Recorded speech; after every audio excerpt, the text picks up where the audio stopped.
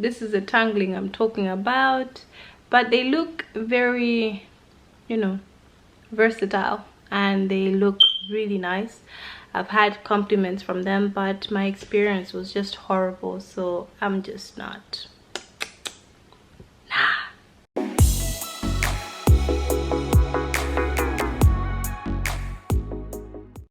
Hi guys, welcome back to my channel Golden Roots. You guys are more than welcome. My name is Ikari, and I just share content on hair, locks more especially, and especially DIYs. I just haven't done a lot of DIYs lately, but I will be back with that content as well. So in this video I really wanted to talk about these 4 locks that I did. If you haven't seen this video, I'll put a note above and just go check it out. I did them on my own, and I feel like there was a lot I didn't know before that video, because guys, the next day, or let's say the next week, was horrible. Alright, so I just want to jump into it. It's been about a month, and I was just giving it time just to show you guys how it is and how it's been. And they look more natural now than they did before. And I just thought that it's best, or it's time to come and show you guys what they really look like, or how it's been the past few months, the past month, not the past few months.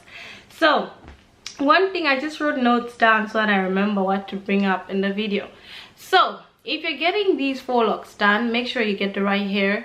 Right now I feel like this hair that I have on easily tangles, and it's somehow, it was okay at the beginning using it, but then eventually it started tangling a lot. So I just feel like it's a bit I wish it was a bit more like the soft lock that you make. These ones are kind of rough feeling. So if you're using that Afro Kinky Soft and Silky, I feel like they're great for twists, but just not locks. That's just my general review. So if you're looking to use that hair, then that's what you should know. And then secondly, the unraveling part. You can tell some parts have unraveled. Where is that thing here? I'm not even wearing my glasses, so I can't see. Some unravel in a certain way that is very annoying, okay? So you would find that one is looking like this. One gets to be much longer than your own, especially if you put in a hairstyle or something. And this could be due to the fact that maybe when wrapping up, it was wrapped a different direction, or it's just loosening up. So that can be annoying, and then you have to kind of cut the whole thing. So I had a few loose ones looking like this, so that's another thing to kind of look out for. All right, and then thirdly, it's the itchiness. All right, I really want to talk about the itchiness. Oh my god, the itchiness was real. It was real. So this is the first day. It took me 2 days, almost 3 days, to do these 4 locks. And then I really didn't know about the itching scalp. I had this itching sensation from after I finished. So I finished 2 or 3 days later, and I really couldn't sleep, guys. The scalp was itchy. And when I say itchy, like I could scratch and scratch and scratch, hit and hit and hit. I was trying to do everything under the sun just to make this hair feel, or just to get some sort of relief from it. All right, but I really had to even ask my husband while I tried to sleep to just try and scratch me. That's how bad it was. So if you're really looking not to itch, or you don't like itching, or you have a very sensitive scalp, just make sure that you are not pulling your hair. I think it's due to the amount of pulling that you do on your scalp, and then your scalp is in shock.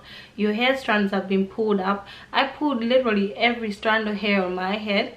So make sure that you are not pulling. Make loose locks that will easily blend in, because right now these are like looking a bit more natural. Of course I have this loose one with my natural hair sticking out, but I mean, at the end of the day, it kind of blends in, so it's not too bad.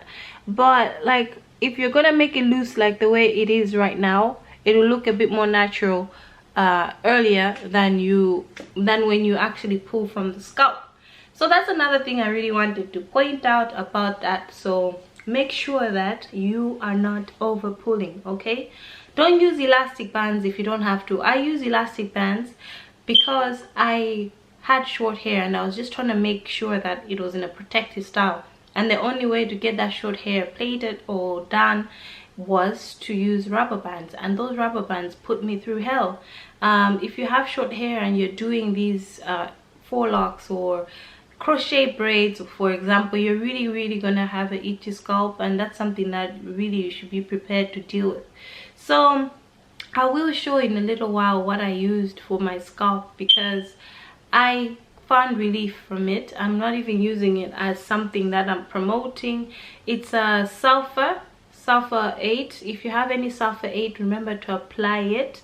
It's kind of what helped me ease my scalp. It really just cooled it down for that one night that I was able to sleep, but that itching didn't stop for at least a couple of more days. So I was still itching for maybe the next 3 days, but it really did bring a lot of relief. So I'll show towards the end of the video, because it's not right here. I just remembered that I need to show that, but I'll show you guys.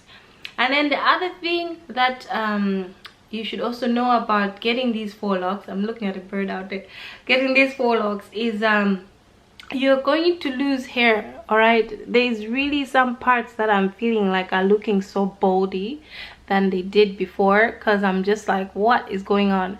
So I had a lot of flaking after the pulling. There's trying to relieve your scalp.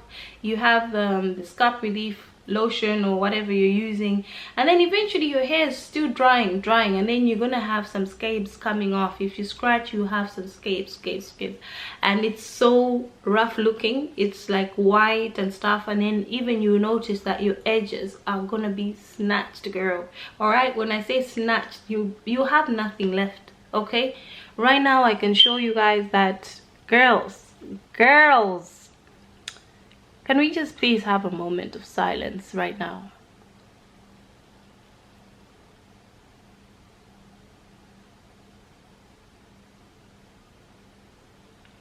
Where did they go?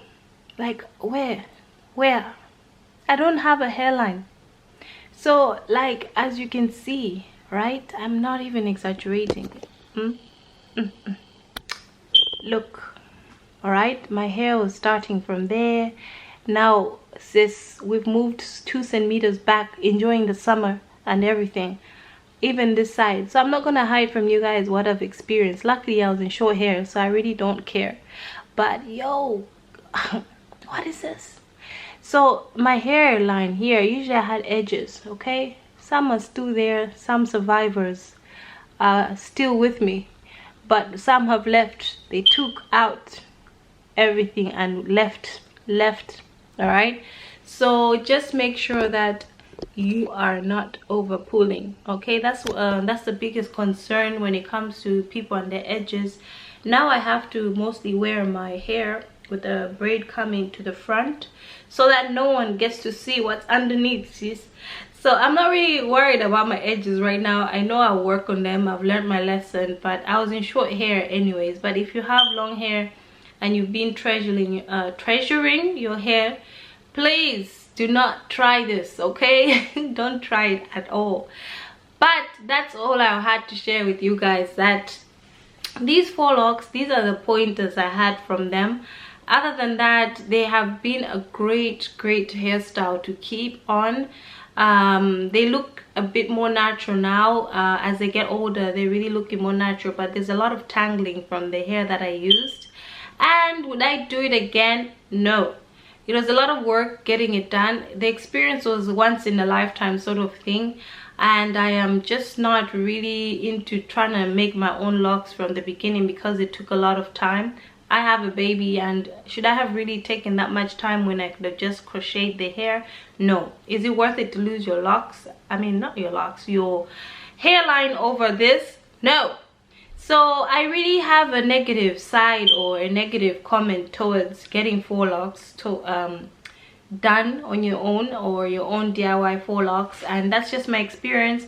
And I think YouTube is a very important platform to share good and bad experiences, and if you've experienced something like this, then do let me know, and I would never get them again. Right now I'm just waiting until maybe end of the month or so until I take them out, but I'm not really making hairstyles that pull on my hair or hairstyles that are I don't know how I can say it. I'm not doing things that are a bit too much or putting so much tension on the hair. I just kind of tie in the back and just a loose ribbon, and that's it. So it's something that I'll still keep. And the last thing is that yes, there were some locks that they unraveled so badly, so I had to kind of like pull them out. So you can notice here there's no lock, okay? So it unraveled, and then I say, you know what, sis, I'm just gonna leave it. I'll style it. So sometimes when I style it, I bring the hair to the front like that. But at most, after all the work that I put in, I feel like from personal experience, it's best to get faux locks that are already there, already made. You don't have to make your own faux locks. It's just buy them on Amazon or something. I think I'll have a video for my next protective style having those. And also, if you're doing faux locks, if you're using elastics, I don't think you're really gonna go through that hectic time with them like I did. All right, so no, it's a no. Okay, if you've tried faux locks that really work for you, please share down in the comment section. I'd also like to learn what you did differently. Maybe I just have a negative comment from making your own faux locks, so you'd rather buy and crochet them. And then I'll show you guys this little tab. I just need to get it, and then I'll show you what, in case you're going through itchy scalp, this really helped. So you can get it on iHerb. That's where I last got it, and I've had that little thing for a year now, and it came in handy because I thought of, well, I have something with sulfur in it. It's the Cosmopolitan sulfur little tap. So let me get it. All right, so I finally got it. It was upstairs. So this is the one. It's De La Cruz Maximum Strength Sulfur Ointment. This, all right.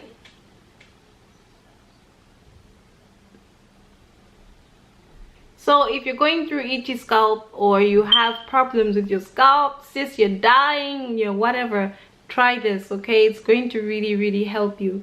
And it's as seen in Cosmopolitan, this one. So I got this last on iHerb, as I remember, and this is what it looks like. It's like just a yellowish ointment. Sorry if there's little hairs in it, but girl, I used this for my hair last time. So I applied this, and this is what brought some sort of relief. I do natural products, but girl, I had to use this, okay? It's also used for acne medication. I never use that for anything. I just have it. I actually don't know why I have it. I just actually bought it last year, and I happen to have it.